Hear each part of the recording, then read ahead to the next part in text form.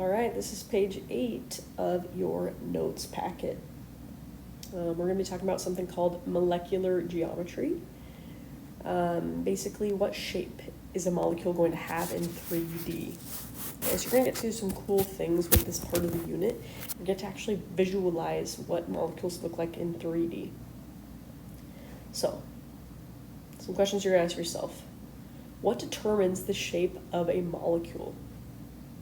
So, the number of electron locations around a central atom and whether or not the electrons are bonded or unbonded will determine that shape. Okay? So what you need to know is that electrons want to be as far away from each other as possible. They want elbow room. Okay? Think about this. Electrons all have the same charge. They're all negative.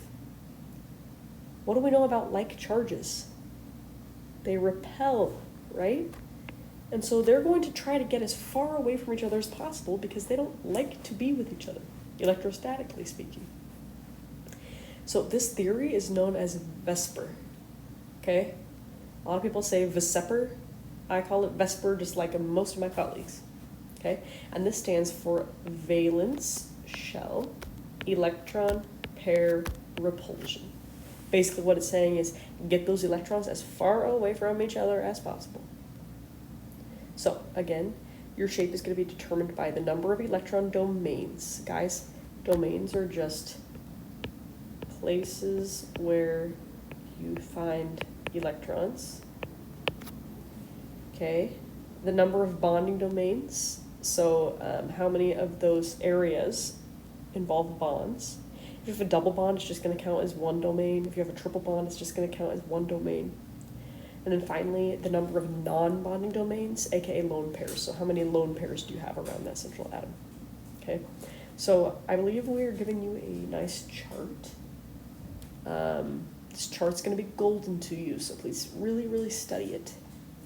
What this chart tells you, this is just an example of a chart. I really don't even know what chart we're giving you at this time, but we'll get you one. It tells you the shapes of different molecules based on how many domains and types of domains it has, okay? So if you take a look, I'm going to zoom in right here. If you have a central atom and it has two domains sticking out of it, okay, it's going to be a linear molecule. So those electrons are going to go 180 degrees away from each other, as far away as they can from each other, and it ends up looking like a line, a straight line. Okay? So when you have two domains, it's 180. Okay? All right, the next arrangement of electrons you could have is called trigonal planar. So planar, if you think of a plane, right, it's a flat surface, okay, and trigonal, trig, means three. So it's three pieces jutting out on a flat surface, okay? It kind of looks like a steering wheel a little bit, or like a propeller, like on a helicopter or something like that. I don't really know, okay? And this just means that you have three bonding domains sticking out of that central atom. So if all three of those are bonded to another atom, this is called trigonal planar, okay? But if it's one of these is a lone pair right now, here, it's going to be called something either angular or bent, okay? On a flat plane, these guys are going to be 120 degrees away from each other. And then this is actually going to decrease that bond angle by a little bit on this one, but don't really worry about that in honors. All right, if you have four domains around your central atom, this is going to be called tetrahedral. Okay, you guys should be familiar with tetra. Tetra is four. Okay, so again, four domains. So the first type you could have is just called tetrahedral. This is when you have one atom in the middle that's bonded to four different things. Again, it's called tetrahedral. And this is really weird. This is where you start getting into 3 dimensions. You have your X plane, your Y plane, and your Z plane. Okay, and so this is actually going to be 109.5 degrees apart from each other. It's really freaky, I know. Okay, if you have one lone pair, right here, this is going to be called trigonal pyramidal. It's basically a triangle pyramid. If I were to just like doodle right here, you can kind of see it kind of looks like a triangle pyramid happening. Okay, and then again, I really don't like this word angular. I'd rather say the word bent. If you have two lone pairs attached to that central atom, it's going to actually be very similar to this guy over here, where it's bent. Ooh, that's hideous. Okay, I'm not going to get really deep into these ones, but just know that if you have 5, it's going to be called trigonal bipyramidal, okay? And then 6 is octahedral. I don't know how deep we're going to get into this. I'll make another video if we do. So, here's an example, PCl3.